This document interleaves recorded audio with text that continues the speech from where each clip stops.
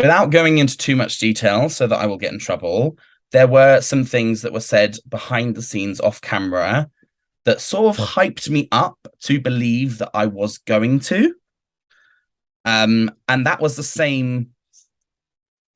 I don't know if I should say this. To clear up a little rumor that's been going around. So there's a rumor that happened literally the other day on Twitter that someone said that you made Jonbers Blonde cry at the crowning event. Mm-hmm. So I was just wondering, what your public response to that is. Well, And so when you then saw the whole cast eventually, once everyone came in. Oh my God, it's a tiger. Hello. Hi. You were blurred, and then all of a sudden you came into focus. The drama. You thought it was a lion. Hello, everyone, and welcome back for some more freshly brewed drag tea. Today, I have with me a funny and campy queen who entertained us all with her humour and kindness when she competed on season 4 of Drag Race UK. I'm super excited for you all to get to know her better and learn more about her amazing journey in drag. We'll of course be talking all things Drag Race, and I'll be asking some of the amazing questions you all sent in. Please join me in welcoming the always amazing Pixie Polite. Hi, thank you so much for having me. Thank you so much for being here. I'm very excited. You're my first UK queen that I've interviewed. Oh my goodness. Who have you had from the US? Who have you had who's been good? Everyone's been good, but very diplomatic. yeah, US people I've had Tina Burner and Mrs. Kasha Davis. Excellent. And I'm in talks with a few others, but I can't say anything yet, just in case. And then I've done quite a lot from Canada, Holland, Down Under, and so I've done kind of a very international crowd. Yeah, you get around. You're just like chlamydia. You get everywhere. I've been told that many times. Well, thank you so much for being here. I really appreciate it. I loved you so much on Drag Race UK. And obviously it's only just happened. So it's like really fresh and like it's crazy. I know that you're really busy at the moment, like touring and doing all the rest of it. So I'm super appreciative of you to take your time to do this interview.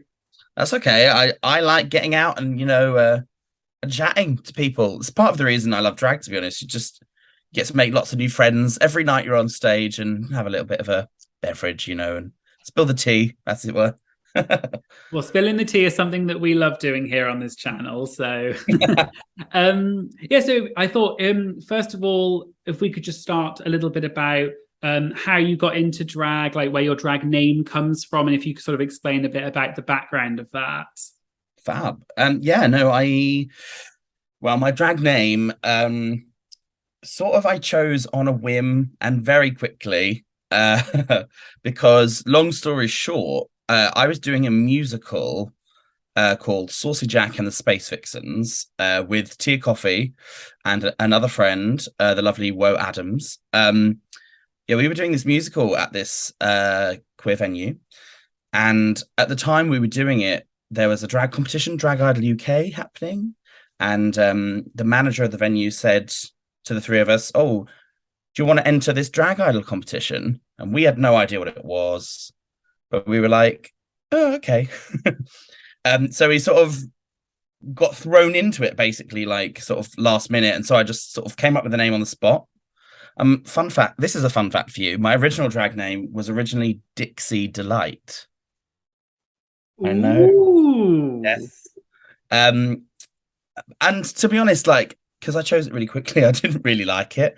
But I had that name for about 4 or 5 years. I've only actually been Pixie for about 2 years now. Yeah. But I just, I didn't really like the Dixie, so I was like, you know what? We'll keep it similar enough that if someone says it, they'll know who I'm talking about, but like different enough that I can like it. Basically. Yeah, I mean, I guess they sound really similar, and like it actually is quite difficult for me to say Dixie Delight because I'm so used to now saying Pixie Polite. So I guess I think it sounds better. But basically, I just fun. Yeah, and I thought Pixie Polite sort of said a bit more about maybe who I was as a drag queen as well. Because Delight's just a bit like, oh yeah, Delight, but Polite's like very prim and proper. nice young woman, and a pixie is a tiny little fairy, and I'm a very large woman, so there's comedy in that. Well, you're definitely a comedy queen, and with the word with name polite, is that something that you is that something that's part of your persona, and do you see yourself as a polite person? Is that why you wanted to put that forward? Um, I don't know really. Like, I think I'm quite polite generally. Like when you're in drag, though, being polite's just a bit boring, isn't it? So, and I'm the first one to make a shady joke. Like, I love it. So I guess there's some irony in there, but I'd like to think that all of my jokes are only ever said with love, and they're only ever shady to people who I love. I'm not ready to insult people I don't know because it gives you a reputation, dear.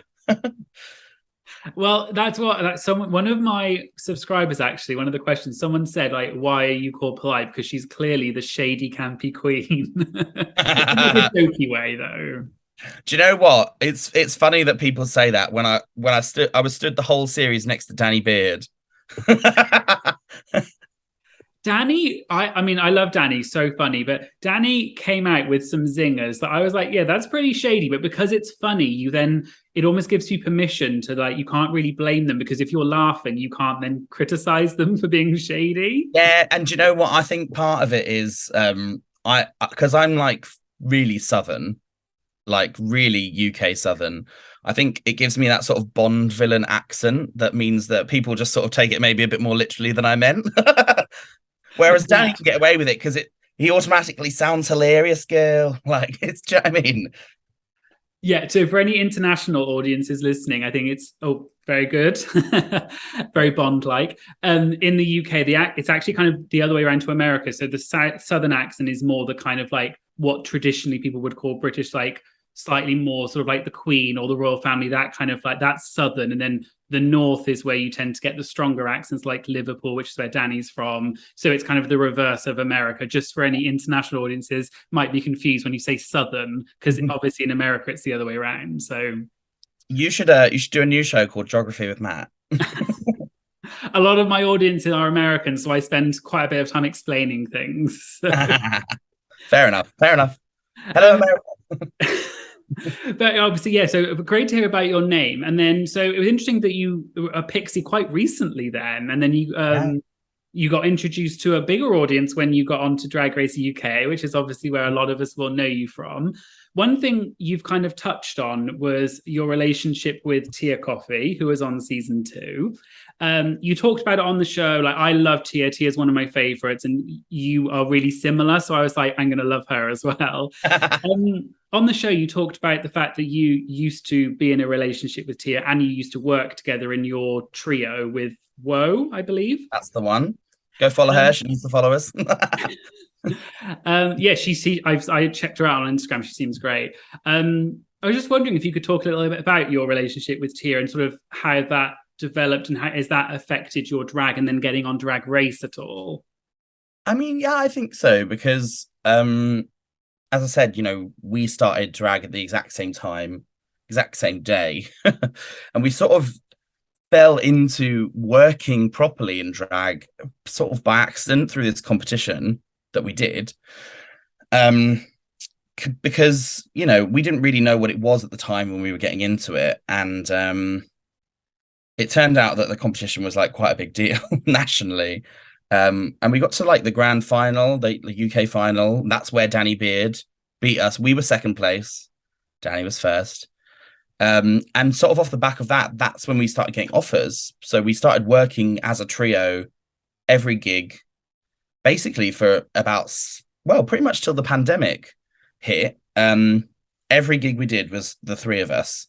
So, you sort of form a symbiotic relationship with people working that closely, which is why I think sometimes people maybe think that we're sort of have a similar vibe, me and Tia, because we do spend loads of time together and sort of have the same references and stuff, and maybe some of that comes across. Me and Tia were sort of already like best friends, obviously, like working in this trio for so long, and then after sort of a year or two of that, things sort of developed in a more romantic way. And we ended up being together for about 5 years. and we broke up just after the filming of season 2. So we've been apart for about 2 years now. Which is interesting because on the show, I'm like, yeah, we broke up last year, because I was trying to work out in my mind as I was saying it how long it would be when it aired, and I'd got the maths very wrong. But yeah, like we even since breaking up, obviously Tia had her success post Drag Race, so she wasn't working regularly with me and Woe anymore. So me and Woe sort of became a duo, did our own thing, carried on, and then Tia was off being superstar. But it's nice because every now and again, like we do get the chance to sort of have a special reunion. We're like the Spice Girls. Every now and again, we'll do a few numbers together at some event or other. But it's nice, yeah. Well, it's lovely that you have like a good relation. You talked about on Drag Race. You sort of said that you've got a really good relationship. You're still friends and everything, which is great. Did you apply for season 1 or 2 then? Because obviously Tia was on season 2. Did you apply as well? Yes. And the footage will never be released. To be honest, I applied for all 4 seasons. And season 1 and 2, I was very much sort of applying, sort of for the experience of it, and to sort of like to challenge myself, see what I could do, not expecting in any way to get a call. When season 3 casting came around, I was like, okay, maybe like if I got this now, I could be ready, because I'd obviously watched Tia go through it and sort of helped her prepare for the show and like go through everything of like it airing and stuff. But looking back, I don't think I was ready. Do you know what? I don't think I maybe even necessarily was ready for season 4, because I think it's one of those things like you never know quite what it is until you've done it. And it sounds like I always used to think when Drag Race girls used to say that, I'd be like, oh God, they're so dramatic. Like it's like they've been to war. But generally, it is like very overwhelming. But I'm very thankful for the experience I had. Like I don't think I'd have wanted to be on any other season, to be honest. Yeah. No, I think it's important, I guess, that so many queens have applied for like so many seasons, whether it's UK, US, whatever. But I feel like a lot of the time, if they weren't ready, it's kind of good they didn't get on, because otherwise you wouldn't have had the run that you did. And obviously you had actually a really good run. Like you almost made it to the finale, which is yes, like, she was robbed. Yeah. I mean, to be fair, my season 4 tape, it was the first time I'd watched a tape back when it was finished and been like 100% happy with it. Like there wasn't a part of it that I felt was weaker than any other, and I was just like, I sort of just knew. I was like, this is the one that I'm gonna get on. And to be honest, I'd kind of put that out into the universe the whole of last year. Sort of, I was taking every gig, saving all the money I could, because I was like, it's happening this year.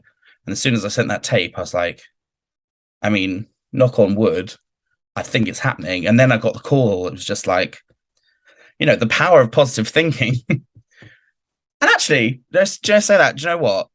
If the power of positive thinking could get me on the show, I don't know how I couldn't continue that positive thinking while I was there. Because every week I was like, I'm going home. I'm going home. Yeah, that was actually, it's a really interesting point you say that, because when I was watching you, like you walked in and I loved you from the second you got cast, because I did a video about the rumored cast and it was actually all correct. So you were one of the people I looked before and like looked at your social media trying to guess who each person, what they're like. And I really liked you because you were so campy and all that kind of thing. And then when you walked in, I was like, oh, I love her. She's so camp. She's so funny. And then you just like seemed to be so like, I felt so bad for you because you seemed so sort of like not much confidence. And I just wanted to be like, oh, come on, you're so good. And it's so hard to watch someone kind of not reach their potential because they're getting in their way, which is what always happens on Drag Race. I know, it's the inner saboteur. Who knew Rue was right this whole time? I mean, yeah, to be fair, I went in being like, because I'm not the most confident person, or but I went in being like, you know what, I've made this happen. I'm on the show and I've made it happen. Like I'm gonna go in there and just be a completely not a brand new person, sort of in a fake way, but like I'm gonna let this be the moment where I decide to step into my power. And I feel like I started doing that the first couple of episodes, and then it sort of fizzled away a bit. Um, but we'll maybe get into that later. We will. Green to hear the tea. Yeah, I mean, it's almost like you can guess what I'm going to ask. Like you said, your first few episodes, you seemed really confident, and then it just kind of, yeah, like I said, I felt really bad for you because I could see that you were just really trying, but your confidence just wasn't quite there, which is so sad because you're so good, you're so funny, but like they say, in a saboteur, it's a real thing. So yeah, and it's true what they say. Like it really is a race, and like not just physically but mentally you need to have the stamina, because soon as I could clock it now looking back, as soon as you hit a point where you allow it to get to you, that's when you sort of start to either coast or sort of like falter. And it's something that I shan't be letting happen in the future, so it's good that you've had that as a learning experience then. exactly, because it's RuPaul's School for Girls after all. Well, I think you're not a girl, you're a lady now. Oh, it's true. A very polite young lady. And so what was it then like? Obviously, so you got the call to say you were on. What was it like then walking through the doors on that first day? I mean, to be honest, it all happened so slowly and yet so fast. It's hard to really know what I was thinking in the moment, because I remember waking up in the morning thinking, right, I'm getting ready now. I'm getting ready. I'm going to walk in. I'm going to be so fun and so positive, and I'm going to be cracking jokes and saying words, and obviously you spend a lot of time getting ready because it's your first impression sort of thing that you're going to give to everyone. Especially after watching Tia going in season 2, and everyone just made a snap judgment straight away about her. Basic. That was what, just from looking at her for 1 second, they decided. And I was like, I'm not going to let people do that to me, because much like Tia was much more than the outfit she wears. I was like, you know what? There's a lot more to me than you're going to see. And these people are already going to judge me for being a big girl and for being camp. So I'm not going to give them an excuse. I'm going to go in there and I'm going to be loud and proud. But to be honest, you were sort of held waiting there before you go in. And then suddenly they were like, right, go, go, go, go, go. And before I knew it, I was walking out, literally. And it was all a bit of a daze. And I don't really remember any of it, except that, I was like, sassy. I'm being sassy. Walk, walk, walk. Give a little wink. Say my hilarious line. And then suddenly you're sort of not in your own body anymore. Pixie's on taken over. It's like, what's that Disney film with the little emotion people in people's heads? Inside Out. Is that the one with the real me was inside Pixie at that point, just going, now you go. I don't know what was going on in my brain. It's very strange. I can only imagine it must be, like you said, it being held sort of off. You have no connection to the outside world, and then all of a sudden you're just thrust with these cameras and all these other drag queens. It must be so crazy. And it's also so surreal because, like, you walk into that room, and honestly, for the first full day, I felt like I was watching the show. It did not feel like I was there. I felt like I was just watching the first episode of a new season. Even when Rue eventually walked in the room, I was looking at her, and I sort of had to do a double take and be like, "Oh no, she's really stood there. She's really literally 2 meters from me." It was very strange. Very strange. It must be surreal, especially being a fan of the show. Like you said, it must feel like you're watching the show. Yeah, no, I love Drag Race. It's my favorite show. It's my favorite telly show. So to be there, I think for all of us, it was the first few days was very peculiar indeed, but very quickly it sort of does become like home, And I'm curious because obviously you talked about the fact that Tia was on and everything. Did Tia give you any advice for what to do on the show or how to be, or anything like that sort of helped prepare you for season 4? I mean, not directly because, we're not allowed to tell anyone we're going. Um, but I think to be honest, the biggest learning curve for me was watching and not helping Tia get ready on season 2 and like watching then like how everything happened afterwards and then when it was airing, like watching her go through that entire process was probably a big learning curve for me. And like even just helping, well, or in this case, wink wink, not helping like something or like whoever it is, from previous years, um did give me an education of sort of maybe what to expect behind the scenes or like how processes worked and like things worked. So yeah, I felt like I was going in. It basically, it was exactly what I expected it to be because I felt like I had that prior knowledge sort of thing. So nothing really threw me in that regard. Yeah, because I think that's why I was curious because I don't think many people have that experience. I mean, maybe there are contestants who know people from previous seasons, but for you, you really had someone very close to you do that exact thing. So it must have been quite an advantage in some ways, maybe even a disadvantage in other ways if you're kind of anticipating it. But it's interesting to hear what your experience was, given that you were so close to a previous, at least one, maybe more previous contestants. Yeah.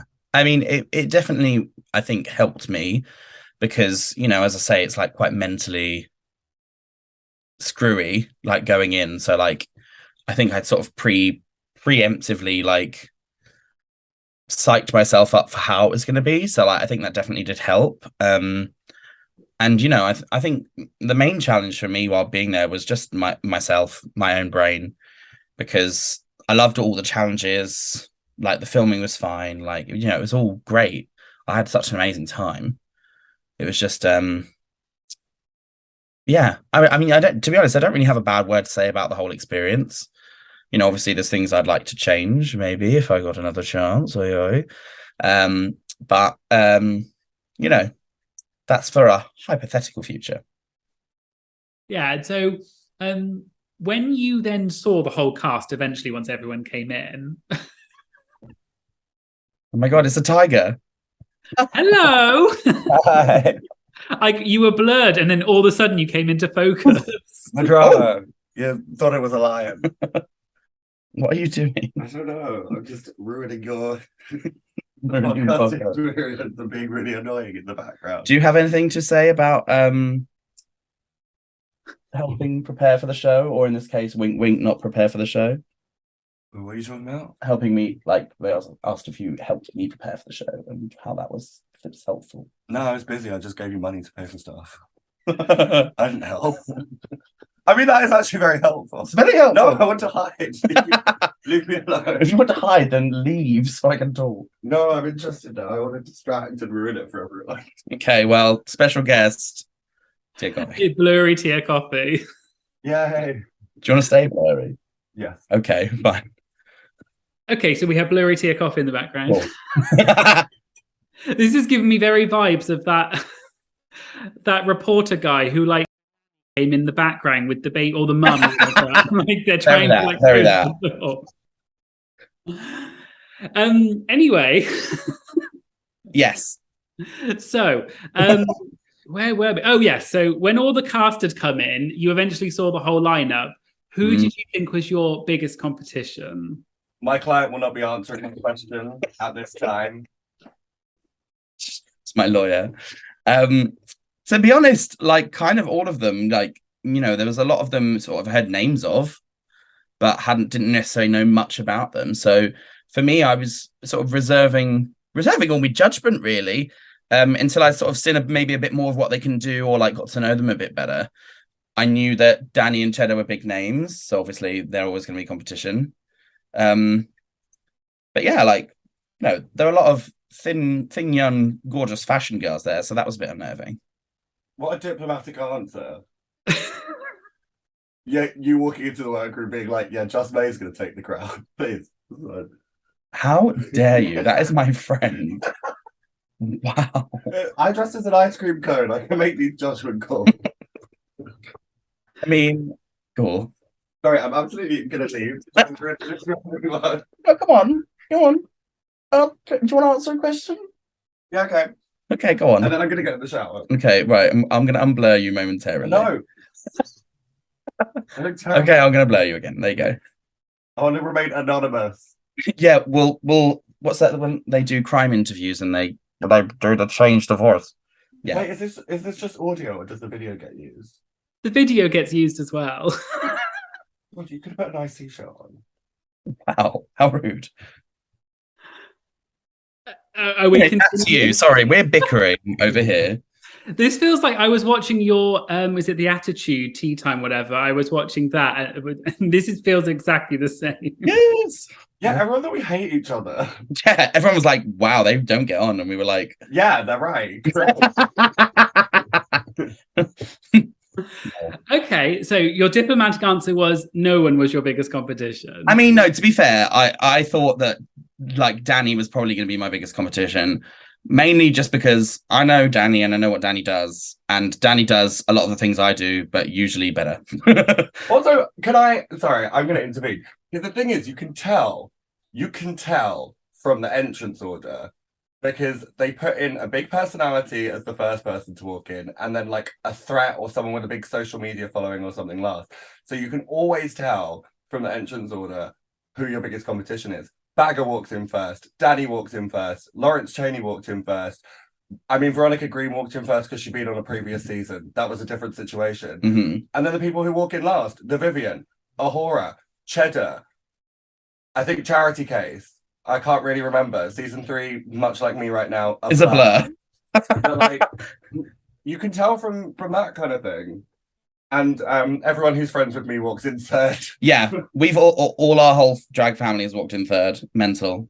Actually, well, Victoria didn't. No, Victoria walked in like 10th, I think. I think River was third. Makes sense. Yeah. It's me, you, something, River. Fan faves.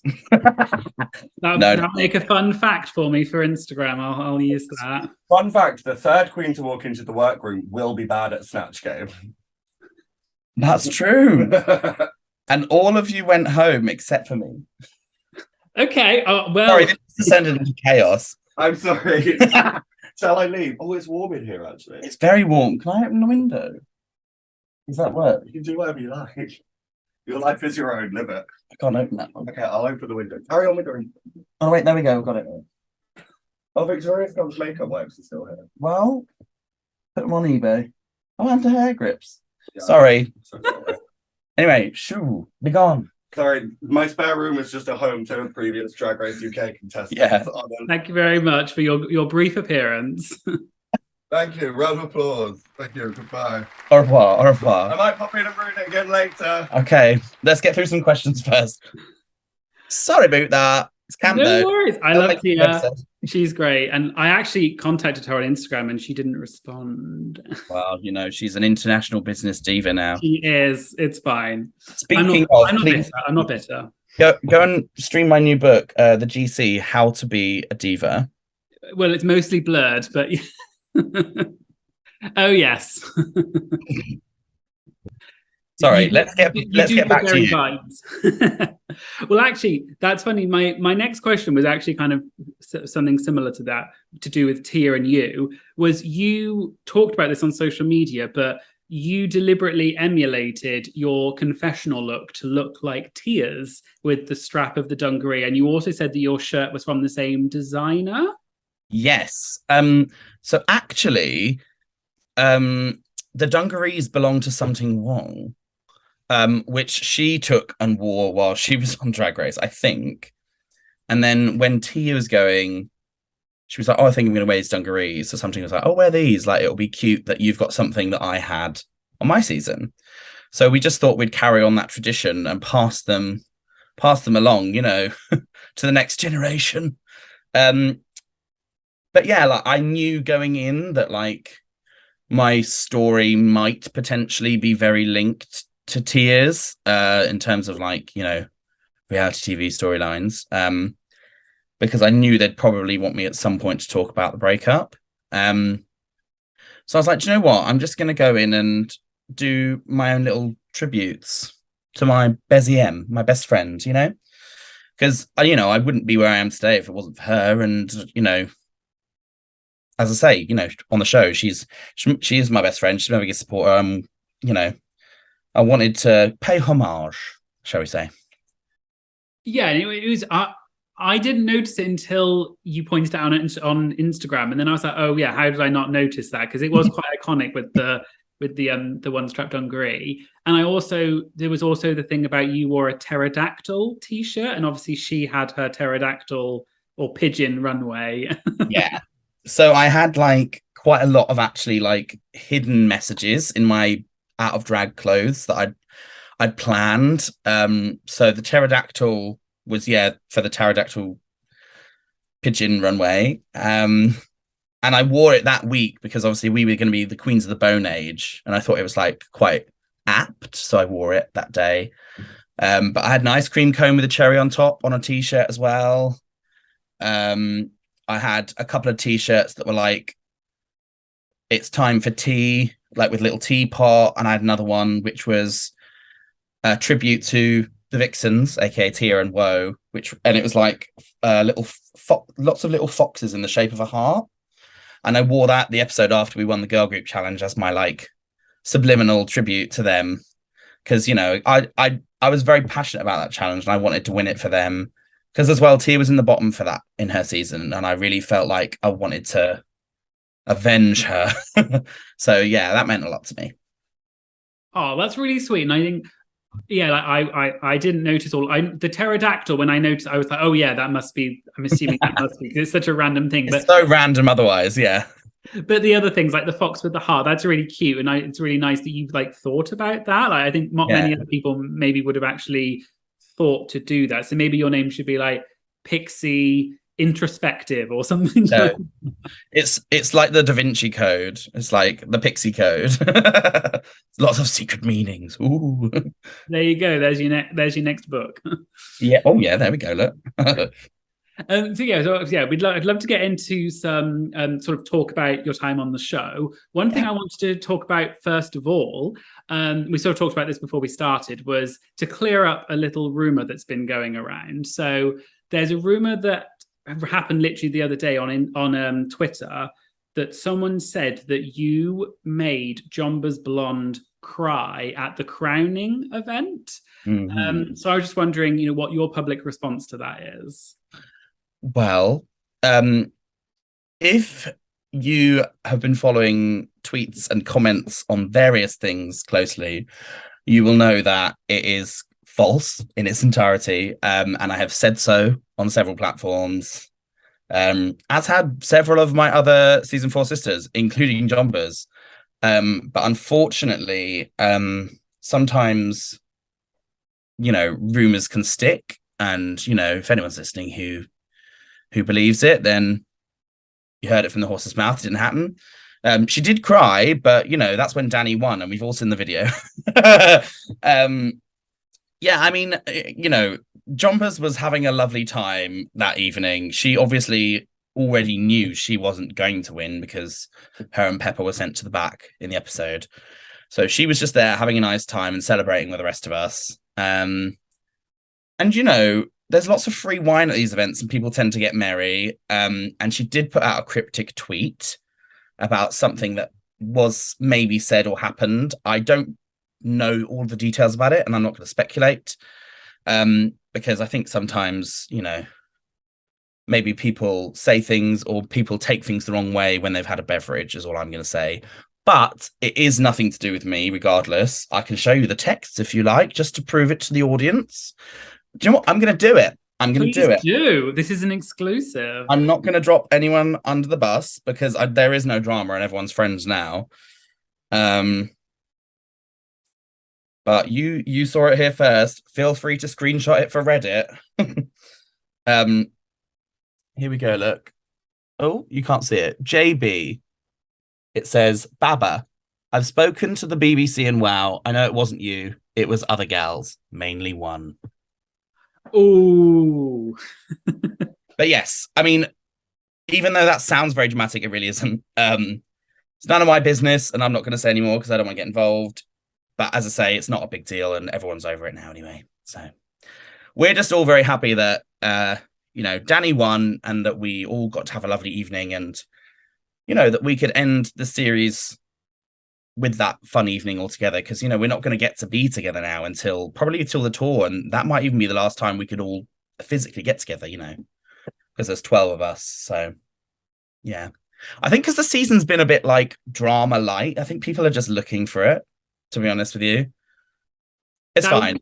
That was going to be my question, was why? Because it started on Reddit, I believe, and then you, like I said, I saw you responded to it, and I didn't really believe it because I couldn't quite see. And there was the video of Jonbers crying, but it was clearly happy crying when Danny won.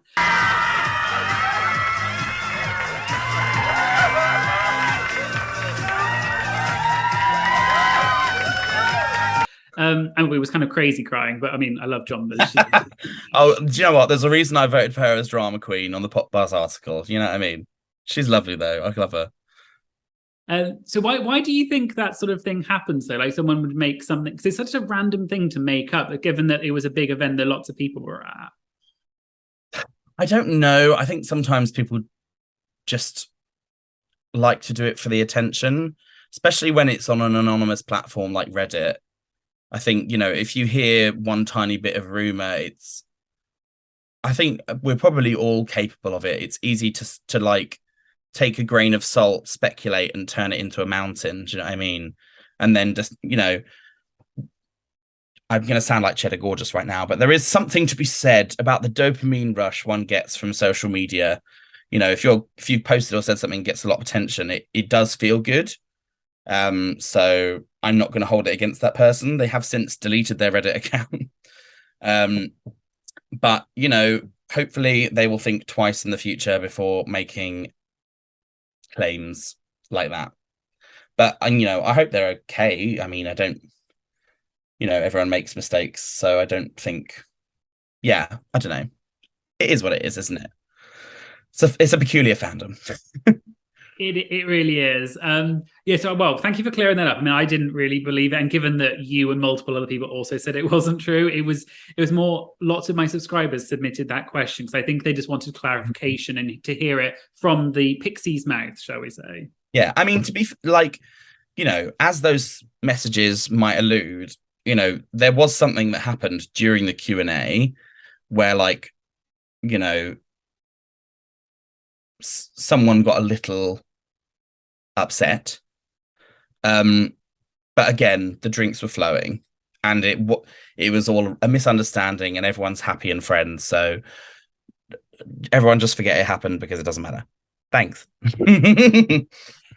When alcohol's flowing, so I mean, and you've got a lot of drag queens. I mean, come on. Oh yeah. Do you know what? Dakota was so drunk she threw her popcorn everywhere. Like, what can you do? All over my gown. Thank you very much.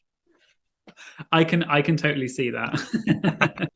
Well, it's an interesting question, and actually kind of brings me on. One of my other questions I wanted to ask was what the social media reaction was and how you've dealt with that since your time, like since the show started airing. What's it been like, the fan response and social media? Because I know I've seen a few, like you had a little bit of, like you had some problems, and as in you were saying that it was affecting you. So I just felt really bad, and it would be interesting to hear what your thoughts on that were.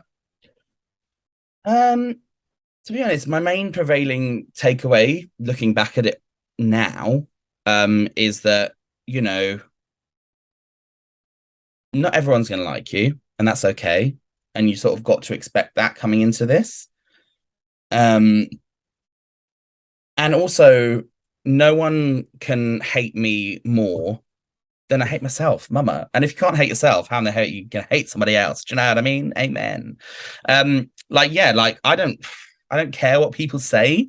It's just more the overwhelming nature of the amount of it coming your way. I think for me, especially at that time that, I came off social media for a few days, because up till that point in the series, it had been fairly sort of benign. It was just people tweeting or commenting on whatever. And none of it was like mentioning me or atting me on anything. And obviously it does get to you a little bit, but I was like, do you know what? They're not said it to me personally, so I'm not going to take it personally. But, when Dakota went home, it was a very sudden change. Like that's when I truly saw the sort of toxic nature that some parts of the fandom can have, because suddenly it was in my message box, it was in my DMs, it was in my replies, it was in my comments, it was on my photos on Instagram, it was everywhere. People just saying awful, horrible things. Like, and sometimes it would just be like, you should have gone home, not Dakota. But sometimes it was horrible, horrible things. Like, and don't get me wrong, I've got a lot of it screenshotted. For future references. We'll wait and see. Ding ding. But I just at that point it wasn't getting to me on a very deep emotional level. You know what I mean? But it was just too much all at once. So I thought, you know what, give it a few days. It'll die down, I'll come back, it'll be fine. And then it kind of just wasn't fine. Like it did die down a little bit. But I think, I don't know, like during the series, not everyone had like really vibed with me anyway. I've got a bit of a resting bitch face, like when I'm not engaged, like in a conversation. Do you know what I mean? Like if I'm just sat like watching, Pepper and Danny chat, I'll look miserable. I'm just not involved. Like I'm a little bit, well, yeah, I'm a bit that way, and I think people took that the wrong way, that I was sort of miserable. And people had already sort of been saying, that I was too whiny or like that and the other, but like general things. But yeah, it was just, am I allowed to swear? I'll bleep it out, but you can swear. But you know what? It's fine. Like, I've kind of the opinion you've got to like laugh at the hate, because like, if they're going to work themselves up so much that they're going to send you that message, like, there must be nothing going on for them. So I guess let them have it. I don't know. Yeah. I always feel so bad for people, because I'm lucky, like I don't get a huge amount of hate, but I have had like things on YouTube or whatever, and you just ignore it. But I think for someone like yourself and the other queens, like you have such a big platform, it's like I always say, like, you're not a fan of mine if you would say something nasty to someone online. You're not a fan. I don't want you on my channel. I don't want you anywhere. Like, it's not. There's no need. I never thought you were nasty. I always thought you were really funny and like sweet and quite. You always seemed like a little bit unconfident, and especially in the latter end of the season. And there's like no way I ever would have thought you were hateful. Or, I mean, as someone who has a resting bitch face myself, I know that can be misconstrued. Yeah, I mean, I think as well, like, it's unfortunately the nature of the beast that like people are going to have their favorites. And before Dakota went, I was not a favorite, and she was, and so she went. I think it kind of gave people sort of carte blanche to maybe just go in on me a bit more, and at a certain point it was actually just funny, because it was also contradictory what people were saying. They were saying that like I'm so insecure and whiny and bitter, but at the same time I was arrogant and playing a game. Like, do you know what I mean? Like it was they were saying one thing and then the other completely opposite. They were saying I was a bully and like all this, that, and the other. And I think from the second Dakota went, suddenly everything I did was like, there was something wrong with it, and I was kind of fighting an uphill battle at that point to get to the end. And like even the sort of like disagreement I had with Jonbers, like at the end of the makeover, and then at the beginning of the next episode, I don't know what this outfit or look says about you. Yeah, I can see from a lot of the others like what their drag is. Total. I'm not coming for you though. I'm just saying that's what I think. Like it. Pixie, why are you bringing this up again? Aren't we meant to be like sisters here? All I ever said was, I agree with the judges. I don't understand what this tells me about you. Like, that's a simple. If you put it simply, that's all I was saying. but because people were then primed to want a reason to dislike me, I think it sort of snowballed into something in the fandom, as it can do, which is fine. You know, I know the real story, as it were. And, you know, we're all, I mean, I'm sick of saying it because it sounds like we're all lying, but like we are all really good friends, like all of us. Like there's nothing that happened on the show that any of us sort of like is holding on to, at least not that I know of. Because it's television and it's drag. It's just drag. So, meh. To the haters, I say, go support your faves. And if you don't like me, just don't follow me. Basically. Hope you have a lovely day, babes. No, it's true. There's no need to be nasty. And I never thought you were like that. And you've got to remember it's a TV show. It's highly edited. They're going to give someone like the quote villain edit or whatever. Not that you are a villain, but they're always going to do it to someone in one episode or the next. Yeah. Anyway, so moving on from that, let's move on to some more like positive stuff. Going through, obviously, we can't go through every episode because you were there for so long. I know, it's so difficult, isn't it? I was wondering if you could go through some of the highlights of it. Okay. So the first challenge, you were safe, and then the next challenge was the girl group, and you were in the winning group. So congratulations on that. Did you know? Were you sure that your group was going to be the winning group that week? Absolutely not. As I said, every single week I was sure I was in the bottom, regardless of how I did, which is mental. But like, I don't know. I mean, one or two people did clock it, but like throughout the season, there are some like clips of me taking black like duct tape and taping my waist. And that's because every week I was scared to put on a corset in case I had to dance. So I corseted using duct tape, which is mental, I know. Even in the weeks where, you know, I'd done well, like, you know, in the improv and stuff. Because it's weird because you never know what the judges are going to think. Just because they've said one thing one season, the next they could say, you know, something completely different. You don't know how it's going to go. I was confident because, you know, I was like, okay, we've followed the brief. We've done like a rock song. It was supposed to be a rock song. That's what we've done. The other team haven't. So hopefully that means, you know, we'll win or like we'll be safe and someone on our team will win. Great. I didn't think my lyrics were like the best ever. I was happy with them. But I loved the song. And yeah, we just weren't sure. But because that challenge did mean so much to me because I am in a girl group. Hashtag broke the girl group curse. Thank you. It was, yeah, I really put my all into it. And I don't know if it really comes across watching it back, but I honestly had my finger in every single pie of that challenge. You know, LaPhil was doing the choreography, but was I there helping people learn it at the side and suggesting? Yes, I was. Was I the one to be like, shall we wear these outfits that I've prepared for us and brought from home so we match? Yes. Was I thinking, okay, it's animal print and we're doing Queens of the Bone Age, so it makes like a caveman theme, but it's neon and the runway this week's neon. I thought about everything. I was like, what's that like? I was like Professor X, like with my thing on, like putting out these things, being like, we must win this challenge. So I was confident that I'd done enough, that we had done enough as a team, and that we'd nailed the challenge, we'd nailed the look, the runways are great. So yeah, I thought we probably were going to win, but I always, you know, as I say, hate myself, so have that element of doubt.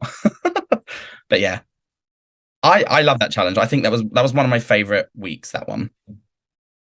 You know, it was a really good challenge, and it's like sad to think that you like didn't have that confidence because I really liked you and like you were so nice and so funny and everything. So it's not nice to hear that someone like doesn't. Well, I knew I could do it all. Do you know what I mean? Like, I knew that week I had it covered, but you never know how good someone else is going to do, and that's the thing you can't rely on. I knew I'd be good and fine regardless, but you never know what other people are doing. So I didn't want to be in a group of really great people, but be one of the least great. and therefore end up in the bottom, even though it wasn't bad. Do you know what I mean? Which I think did happen to a few people a few weeks. Like I think the standard this year, most of the challenge was pretty close and level. And I didn't want to get the chop. Well, no, you were in the winning team that week. I really liked your verse, and it's really funny to hear that you, not funny, but as in interesting to hear that you had a sort of, like you said, fingers in lots of pies, and you had really thought about the challenge and the outfits and stuff. That's something we don't get to hear. And it was, I think it would have been nice if you'd got some credit for that, because that's actually a really important thing. Well, I did on the runway. It's just they chose not to air it because they're not giving the badge to an individual that week, they're giving it to everyone. So yeah, that's understandable to me. Was there, so that's sort of another question I just thought, was there something that you said on the runway or even on Drag Race perhaps that was edited out that you would have wished had stayed in? Oh, I don't know. There's nothing I can really think of right off the bat. The one thing that I was really proud made it in was my "I borrowed your team of 50" comment to Ru. Did you have your makeup artist come in and do your face tonight? Yeah, I borrowed your team of 50, Ru. Yeah. When she complimented my makeup in episode 4, because that was again another Tia reference. You know, if you had my team of 50 people working on you, you know what you'd look like? Well, you'd look like me. Which I hadn't planned to make, but she said, "Did you bring your makeup artist tonight?" And it just came out of my mouth. So yeah, I mean, that was one thing that I actually was really glad made it in. I mean, I remember in the first mini challenge, the Spice Girls on the taxi cab one, there was a few more little back and forths and jokes between me and Ru, which I really wish had made it in. But, again, you've only got so long an episode. But, like, me and Ru really vibed well initially in that first meeting. Like, she got, like, my jokes and references. And there was a couple of things she referenced, which she didn't expect me to know, but I did. And I sort of batted back with her. So that felt really great. Like, I did go into that first episode feeling quite confident because of the mini challenge. And then also I really, really loved my Del Boy runway that episode. And so did everyone else, weirdly. Like, I know my Ray of Sunshine outfit was awful, but the other one I knew was like camp and fun and referential enough that I would probably be safe. Like, don't get me wrong, like was worried again, I was lip syncing, but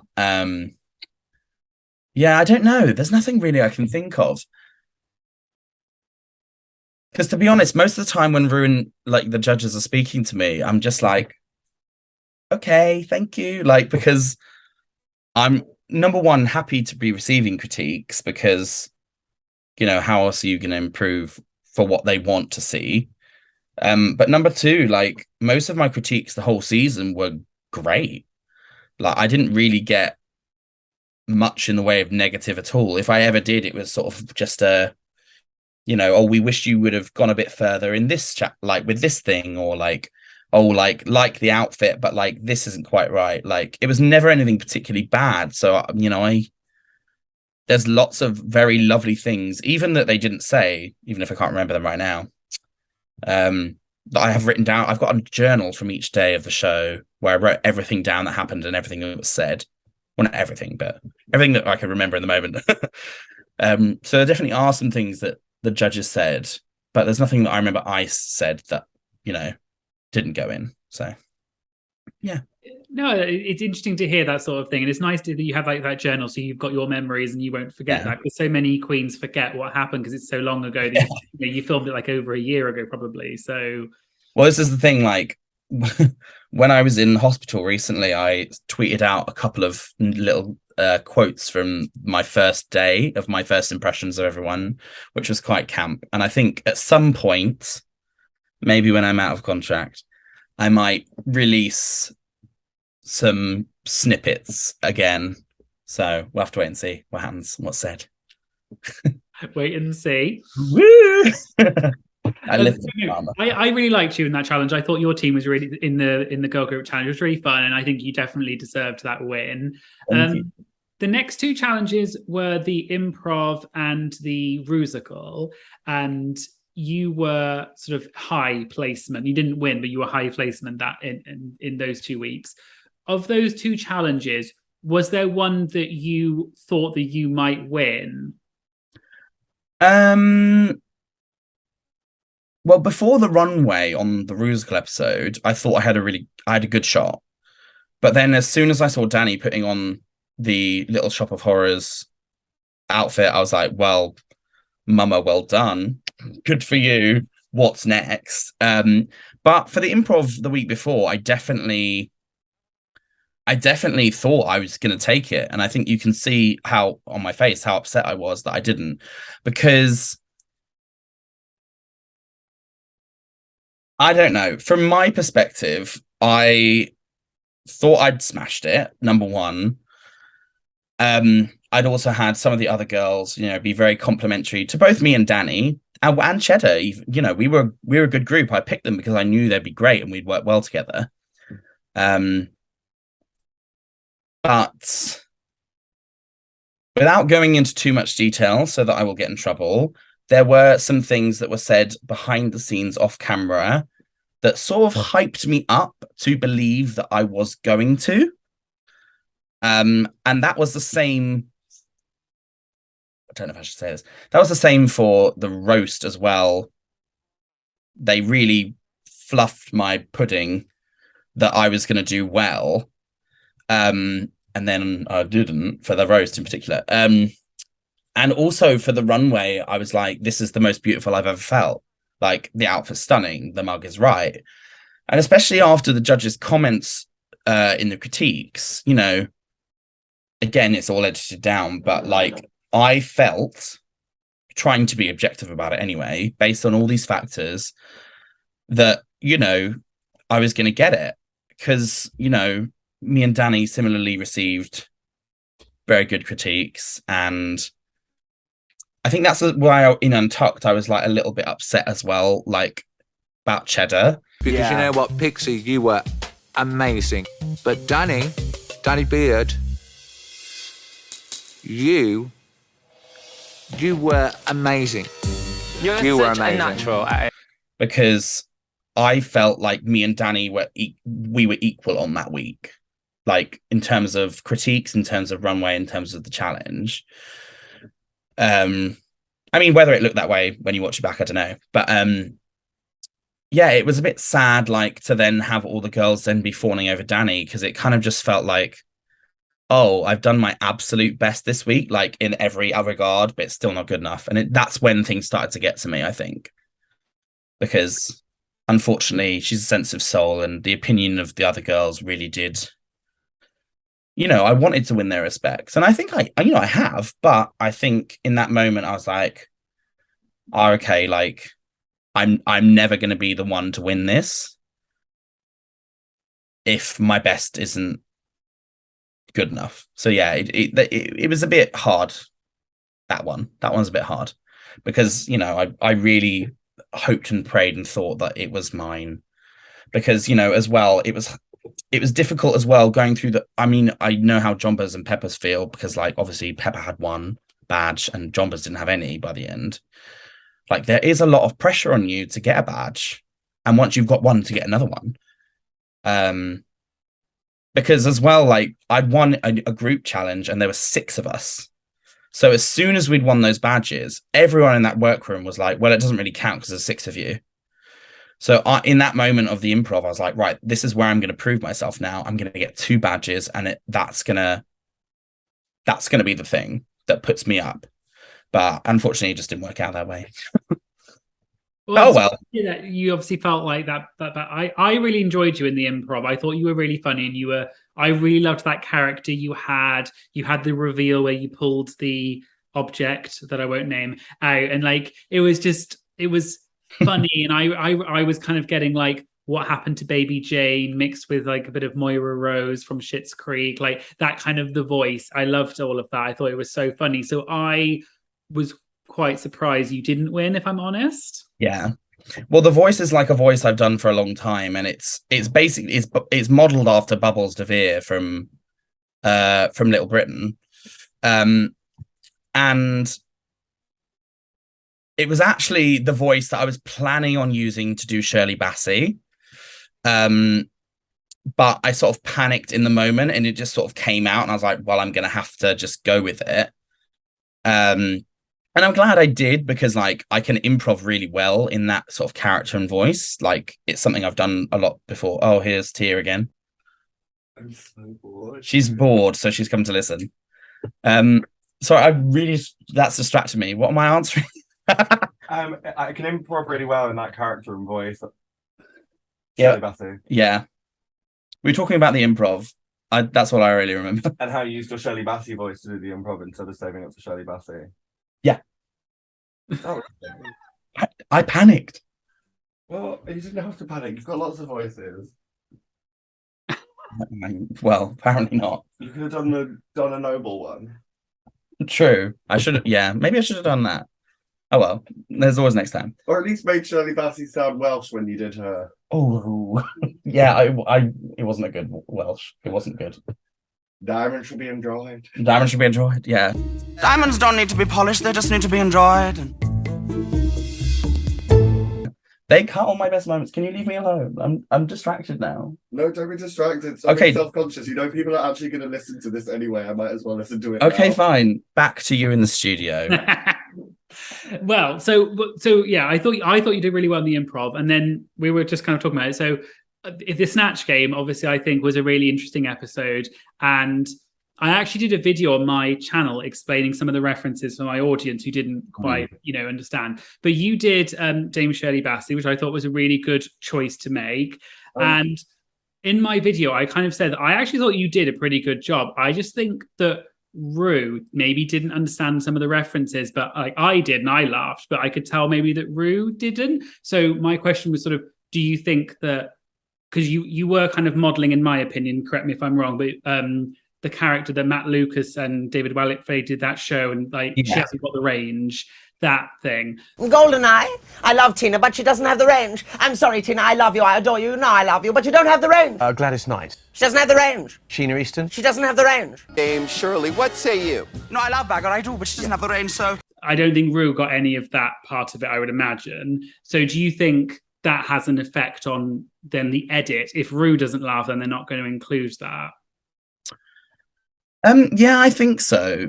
I mean, the Snatch Game was like pretty scary anyway, because it was on the main stage, which like we weren't expecting. And I was also internally going, oh God, like I've used my Shirley Bassey voice. How can I change the voice? So I was thinking about that whilst also trying to remember references and jokes. And Ru wasn't loving it, which also made me go, oh God, like this is the week that I go. Which it's not very conducive to being funny if you're panicking about that thing. I don't know. It was rather a lot, wasn't it? There were a few other jokes that I did do that Ru did laugh at. But cut for time. Cut for time, because somebody's got to be third from the bottom, and it might as well be me. Although Snatch Game's hard. Snatch Game's so hard. Not my podcast, but Snatch Game's really hard. It's really hard. Like, it's literally silent. Like, the only person who actually laughs at anything that you say is RuPaul Charles. I'm not here. This is a ghost. It's RuPaul Charles. Like, obviously... No one else laughs. No, when we did Snatch Game, we had Gemma Collins. She didn't know what was going on, like, in the room. She asked us all when we were going to all get up and do our performances. Yeah, Ruth's the only person who laughs. You're in a room where people literally have to be silent, and you're expected to be funny. And if you're already funny, and you already understand the rules of improv, let me tell you for free, Snatch Game is not an improv challenge. No. Snatch Game is a who's pre-prepared with the most hilarious lines challenge. Yeah. Which is like the opposite of if you're good at comedy.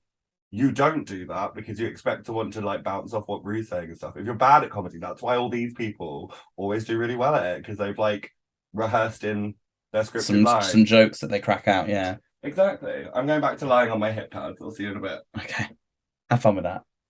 But yeah, Snatch Game is, to summarize for viewers at home, very difficult. And, you know, because for someone who is like reasonably good at improv, like I literally just been in the top for improv, like it's not the same. It wasn't the same. It was very scary. It was very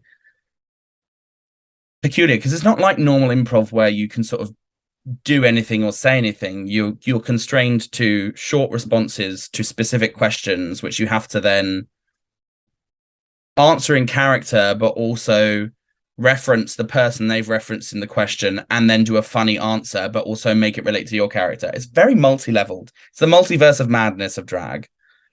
Yeah, it's a very difficult challenge. Like like I said, I actually enjoyed your Dame Shirley Bassey. I thought it was good. I could tell that they were like editing stuff to kind of make it look worse than it was in some way. Like they edited to silence and they put that like rattlesnake noise, you know, the shade noise. Yeah. One question I had though was a few episodes later, you then did the acting challenge and you did a really good Kim Woodburn. I loved your Kim Woodburn.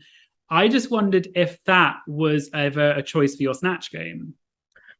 Actually, no. She was never on my list, which looking back, maybe she should have been. But for that challenge, because I'd had this critique that, you know, the impersonation wasn't very good, or, you know, I didn't get the jokes, I was like, right, I want to try and do a really spot on Kim for this challenge to like prove that I can do it and that I can build on what they've said. But then they decided that that wasn't good enough either.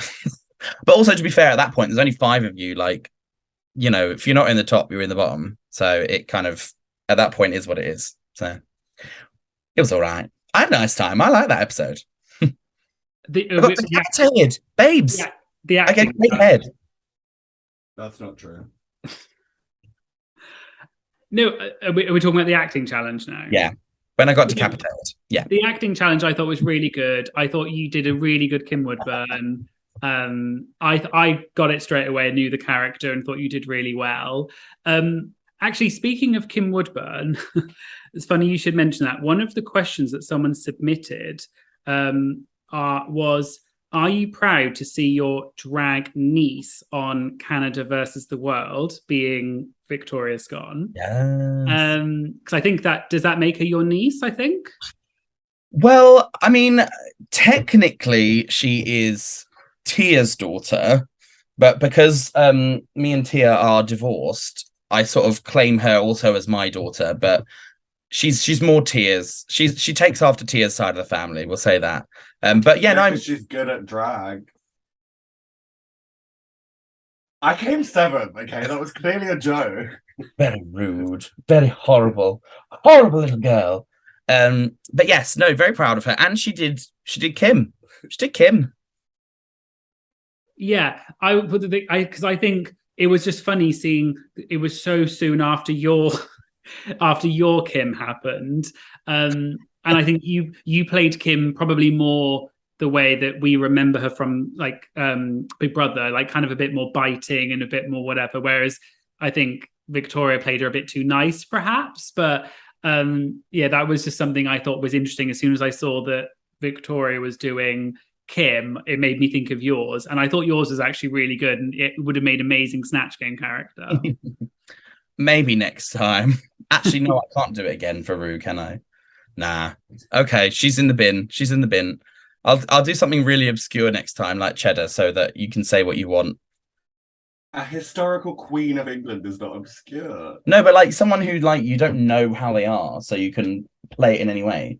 I think that's easier for improv, actually. So like someone that no one knows the personality of, so like sister or something like that. But I'm the villain. That was funny. I don't know how I'm going to edit any of this, be able to keep it in without getting Tia cancelled, frankly. Oh, no, keep it in. Let's just put shade sound effects on. It'll be fine. Yeah.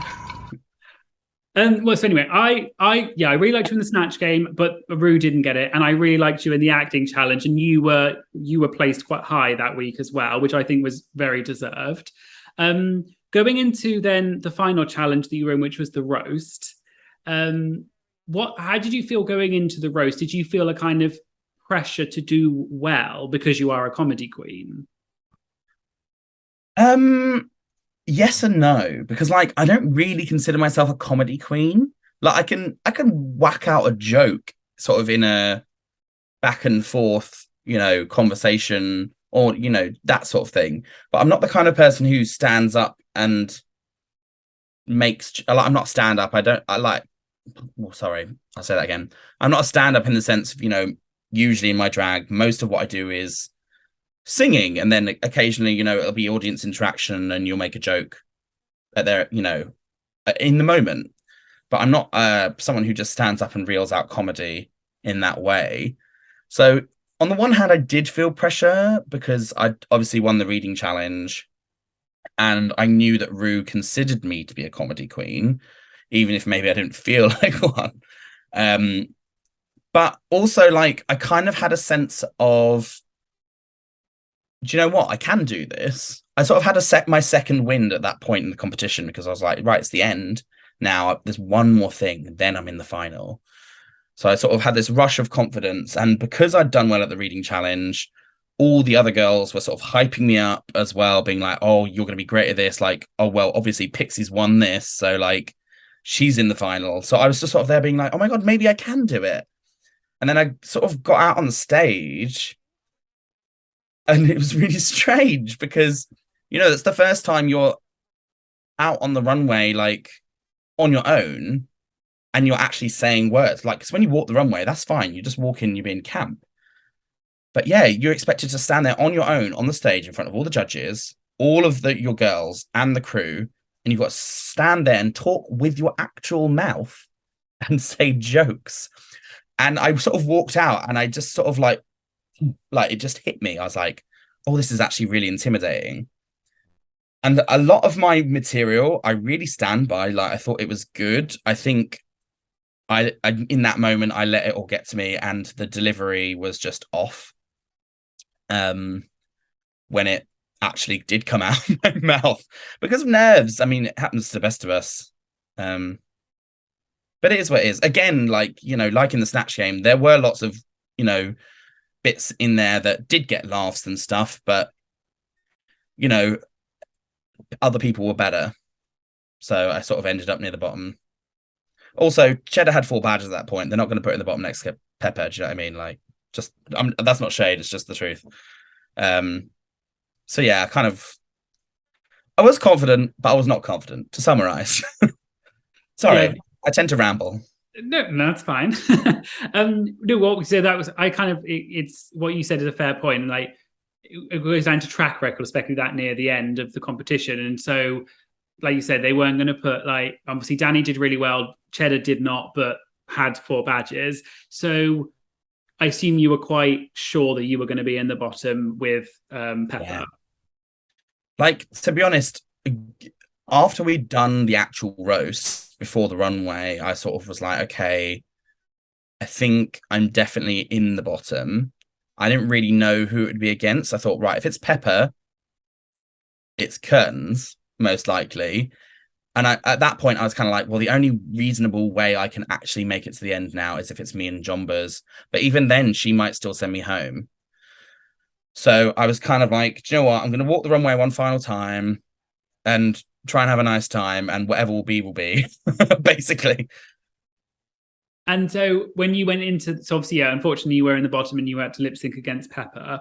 Did you go into that lip sync thinking that you might win? Because obviously, she was she was known for being the lip sync assassin. Nah. It was like a pig to the slaughter. At that point, yeah, she's the lip sync assassin. She sent 3 people home. And, it's the last thing before being in final. And she had worked so hard to be there at the end. And I knew that she was going to have that fire in her to like go even harder on that last one. And also, like, I can give a bit of face and a bit of mouth for a lip sync, but I'm not a dancer, so I knew I couldn't compete in that way either. I was in a massive gown with like 3-foot stilettos on. Like, I kind of knew it was my time. And I was like, I'm just going to try and give a reasonable performance and enjoy it. And then I'll go to the hotel and have a nap. Basically. Yeah, you still put on a really good performance. I really enjoyed it. And I think, it's very difficult because I think the top two or top four was so kind of clear cut from the track record that it's so difficult. If you fall even just a little bit, you're in the bottom, and that's such a shame for someone, obviously I really liked you on the season. I have a question. Go for it. Me? No, not for you. Oh. If me and Pixie lip synced against each other, who do you think would win? Well, we only saw Pixie lip sync once, right? Twice. Sorry, twice. Yes, you're right. Yes, the makeover. Whereas I think we saw Tia, was it more than once? More than twice? 3 times. 3 times. So I guess we've got more. If it depends what the song was. If it's a campy song, I think it's all bets are off. I think it's both of you. But because Pixie agreed to do an interview and you ignored me, I'm going to say Pixie. Oh. Okay, well, it's all right. You can be wrong sometimes, and that's good. I loved you both on your seasons. You were both like, I mean, Tia was kind of like the lip sync assassin almost on her. Well, no, she was on her season like that. So, and I think Pixie didn't get enough chance to do that. That's my Drag Race fact, is I'm the first person in the UK franchise to survive their second lip sync. Everyone else went home on their second lip syncs until me. Thank you. And then suddenly Chase does like 3 more, and that's that kind of ruins my thing. See, that's a fun fact for you. But I was the first one. Yeah, good for you. Yeah. Yay, lip sync assassin. Surviving their second lip sync. You can't relate. No, I can't. But you know what? Tia would win lip sync between us because she can actually walk in heels and I can't. So that is untrue. It depends on the song. You're both great, and I think you'd both. It depends on the song. I think that it would come down to it. I'll be diplomatic. If I had to do that Boy George Miss Me Blind one that you had to do, I'd have just walked off and had a nap. That's so boring. You'd have won that by default because I'd have fallen asleep. Fair. Okay. Goodbye, Tia Kofi. Oh, I actually want a tea. So. Oh, okay. She's gonna go make a tea. It's very on brand. Quick, let's get through these questions while she's gone. Okay, great. Well, yeah, so obviously, unfortunately, you were eliminated. If I can just go back one, I forgot to ask you about the makeover challenge, which I meant to, I forgot to ask that. So obviously you had the makeover challenge and you had to make over the crew from the Queen team. Mm-hmm. And I was just wondering if you could sort of talk a bit about what the Queen team do. And because I think on the show they didn't quite they explained it a bit, but maybe not quite in the way that the audience would understand. Well, I'm not allowed to discuss the specifics, okay. But I will say that they look after us at all times, off screen, in the workroom, in the studio, at the hotel. Like they're there all the time to chaperone and make sure we're okay. So that we do become really close with them, which is why I think, when they walk in and it's announced it's them, you can see like we're all like really so excited and emotional because like they did sort of become like our mums and sisters, like looking after us while we're there. So yeah, I loved it. And especially Wendy. Mummy Wendy. Oh, I love Wendy. I was going to say you were partnered with Wendy, who seemed lovely. She had such like mum vibes. Like she seemed so sweet. When you got sort of, you put her in drag and everything and you were doing the runway, I really liked your Pixie theme. I thought it was really cute. Obviously the judges, unfortunately they didn't quite enjoy it because you were in the bottom that week. Is that something you were expecting when you went on the runway and saw how you two were, your performance and everything? I mean, I definitely think I expected that I might be low for a makeover challenge before even going, to be honest with you, because I knew that looks wasn't necessarily my strongest thing. And once I sort of saw what everyone was pulling out of their wardrobe that week, I was like, okay, I'm gonna be in the bottom. Let's take some extra time to rehearse the song. But because it's a family resemblance, it's a branding thing, and I think I did family resemblance and I did branding. but everyone else was doing it in a sort of fashion way, whereas I was doing it in a campy way, and I knew that automatically that would stand out and it would look less polished or crafty, or as they tend to say to people. So I knew I was going to stand out for maybe the wrong reasons in comparison to the others. So I expected to be in the bottom. Like you said, yeah, the others did quite a lot of fashion, but I really liked yours. I was like, they are literally pixies. That is her brand. So I think you nailed it. I'll be honest. I actually really enjoyed, and I thought you and Wendy had such a lovely relationship. Yeah, I mean, she's amazing. She it's funny though watching it back, because there's a moment when we walk, because obviously we rehearsed sort of like how we would walk and when and what we would do when we got there. And the second we got out there, it all sort of went out of the window with her. I don't know what happened. Maybe it was stage fright. But like you can see when we start walking from the back, there's a moment where she starts walking before I do. And I sort of go, oh, I like sort of drop to catch up. But to be honest, I wouldn't change a thing about that episode. Like this, I mean, in the moment, there's nothing I could have changed about the outfits. There's nothing I could have changed about the makeup. Yeah, maybe I could have put some more tights on Wendy so you couldn't see her padding.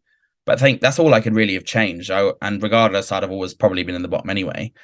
And Wendy wanted to get in drag, and she was like, I've always wanted to be a fairy princess. And I was like, well, you're in luck, because I'm going to make you a fairy princess. And yeah, she was really happy with it. Like, obviously, it's edited in a certain way that maybe it sounds like on the wrong way that she was like, oh, it's naff. But she genuinely did love it. And, again, responding to some of the criticism, people were saying, I'd made her look old, and also that I'd done her dirty on the makeup, which I am going to put a statement out now and say I disagree with. Because, yes, I made her look old, but she is in her mid-60s. Like, Rue is the same age, and we're used to her looking like that. And we're not used to seeing older people in drag. So I think that's all it was. The makeup wasn't bad. She didn't look old. She just... it sounds awful, but she is an older woman. Like, and we should normalize people looking how they look and aging gracefully. And there's no reason why you can't be glamorous and beautiful. Like, those two things can coexist. And I think she was both of those things. Yeah. Screw the haters. Like, she loved it and I loved it. So what are you gonna do? It was a lovely challenge, and I think makeover challenge is such a brutal challenge to be in the bottom for, because it's supposed to be this like lovely uplifting thing. I really liked you too. I think Wendy looked great, and like you said, you probably had the biggest challenge in a lot of ways because you had someone who was a bit older, and it's always more difficult doing that. So I actually think you did really well. I loved your relationship. Also, her face is so tiny. Like, I've got a very big face. Like, in comparison, her face is like this big. And like, I've got to put my whole makeup on this tiny little thing and a wig. Oh, it was difficult. It was difficult. No, it was. I really enjoyed it, and I think the way they edited it, it was obvious that you were going to be in the bottom. That's all right. Someone's got to be in the bottom. May as well be me. That's why we love you, because you're, no holds barred. You're just down to earth, say what you think. So obviously the name of my channel is Drag Tea Served. So I was wondering if you could serve us some drag tea and maybe tell us about something that happened backstage that you wish had been shown, or maybe just like a funny or shady moment that happened.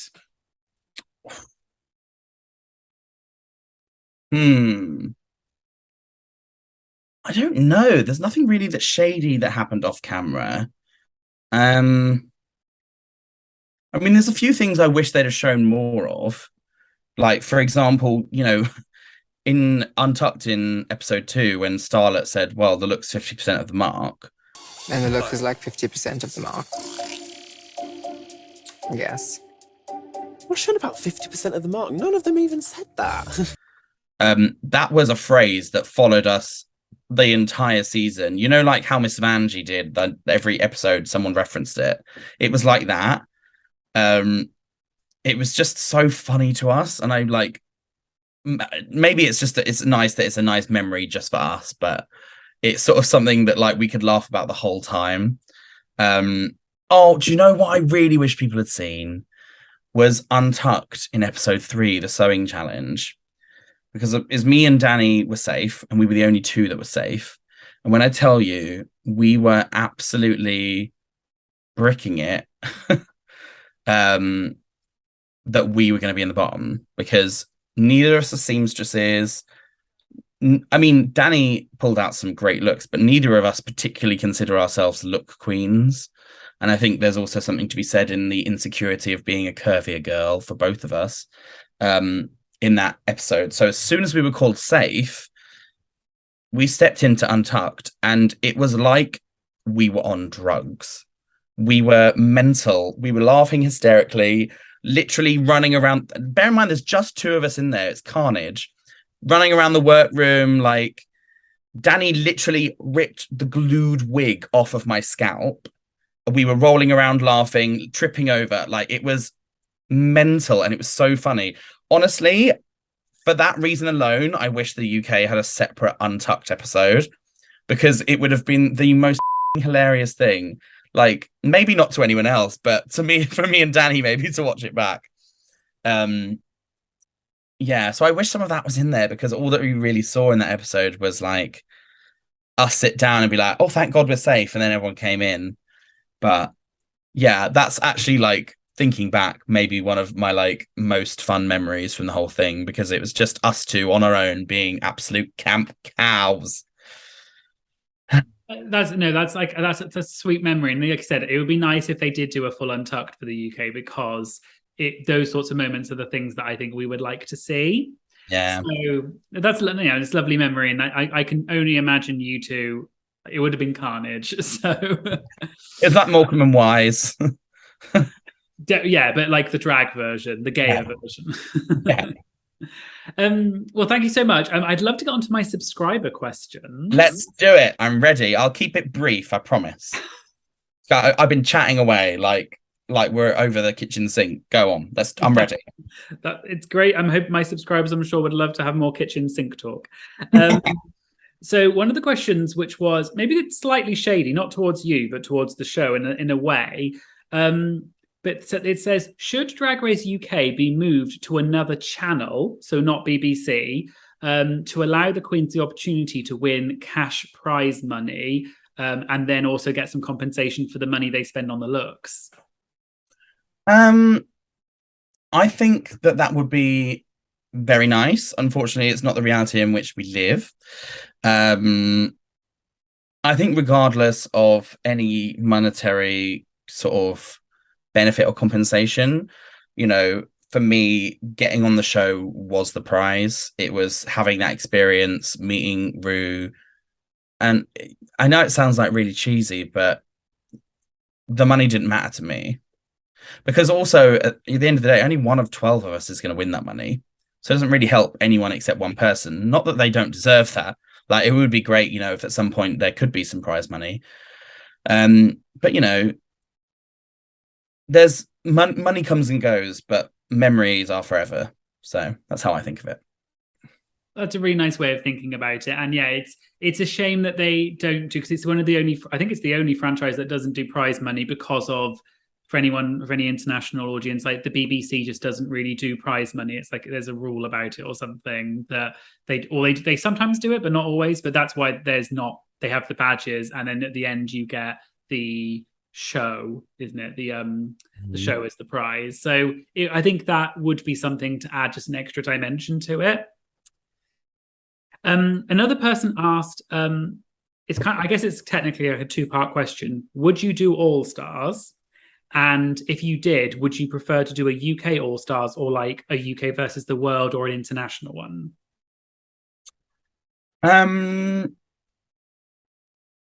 I think I will say that I would love to have that experience again. I don't know that I necessarily would mind in which format that came.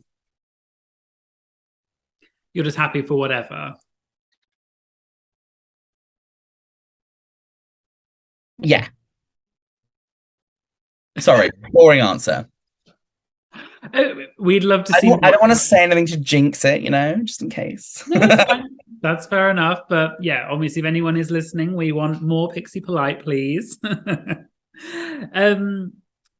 Someone else asked, if you could turn back time, not that share. I was going to say it's not a share reference. Oh.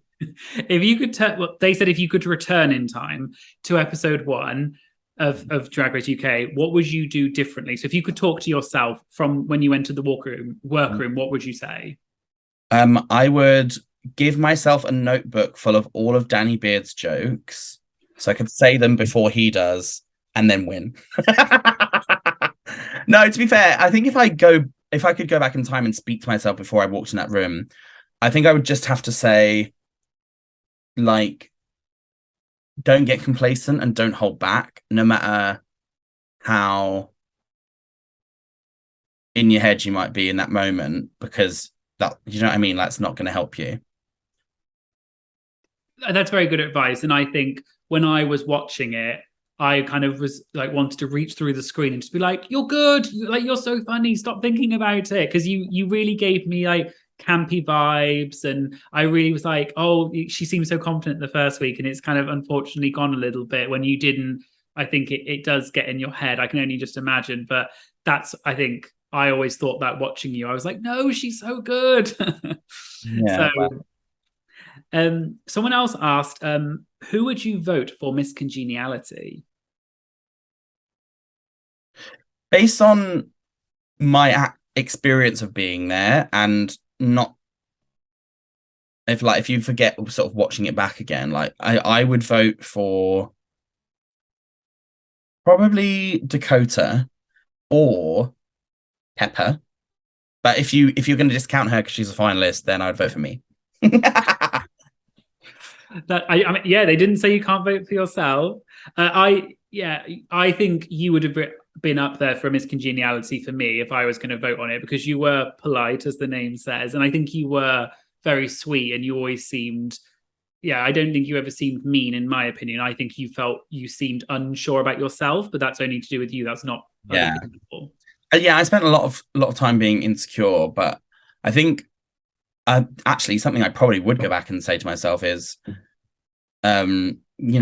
stop spending so much time making sure other people are okay. Because, there was a lot of times where I would be reassuring or comforting the younger girls or trying to encourage people. And it's like, why aren't you listening to your own advice? Like, even people who are objectively very strong, sort of in terms of the competition and mentally, like, me and Danny definitely did lean on each other a lot to try and hype each other up. And I'm just like, do you know what? Why aren't you hyping yourself up? That's something I wish I could have done more. Like, obviously, not that I wouldn't want to still hype up the others. I just think I'd have to shake myself and be like, take your own advice. Yeah, that's all I would have to say. That's very good advice. And I think that's something that I definitely felt for you as well. So thank you so much. I'd love to get onto my quick fire round of questions. Okay. Some of them are drag related, some of them are not, but it's just kind of quick fire. First thing that comes to your mind. Okay, I'm ready.